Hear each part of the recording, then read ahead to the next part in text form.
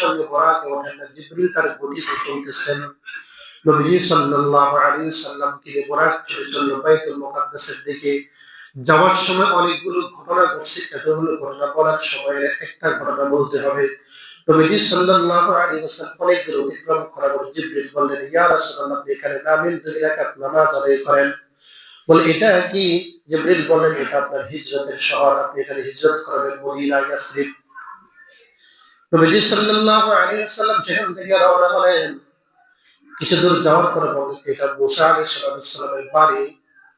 এরপরে যাওয়ার পরে বললেন, ইয়া রাসূলুল্লাহ, একটু দাঁড়ান এখানে। নবীজি দেখলেন এখান থেকে ঘ্রাণ আসতেছে, বেশ কামড়ে ঘ্রাণ আসতেছে।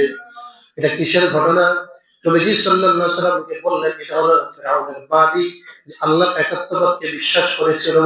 আর এই বিশ্বাস করার কারণে ফিরআউন ওই বাদীকে তার সন্তান সহ এখানে তেলের মধ্যে পুরা শাহাদাত বরণ করাইছে। ওই মহিলার স্বপ্ন ছিল মৃত্যুর আগে ওই বাদী এবং তার বাচ্চাগুলোকে যেন এক কবরে দাফন করা হয়। এটা ওই বাদী এবং তার বাচ্চা দুটোর কবর, যেখান থেকে কিয়ামত পর্যন্ত আল্লাহ তাআলা নিষ্কামভাবে জ্ঞান ছড়াইতে থাকবেন। আর আস্তে করে সুবহানাল্লাহ। তাহলে নবীজি সাল্লাল্লাহু আলাইহি সাল্লাম বুরাকে চড়ে যাওয়ার পর আরো অনেকগুলো ঘটনা ঘটছে। দালাইলুন নবুওয়া, হাদিসের অনেক কিতাবের জয়ীফ রাওয়ায়াত, অনেকগুলো রাওয়ায়াত আছে, এতগুলো রাওয়ায়াত আজকে বলার সময় নাই, সময় কম।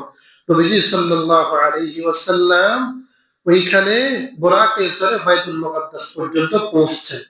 বাইতুল মুকাদ্দাসে পৌঁছার পরে বাইতুল মুকাদ্দাসের গেটের ভিতরে একটা পাথর ছিল, পাথরের মধ্যে জিবরিল বলছেন ঘোড়াটা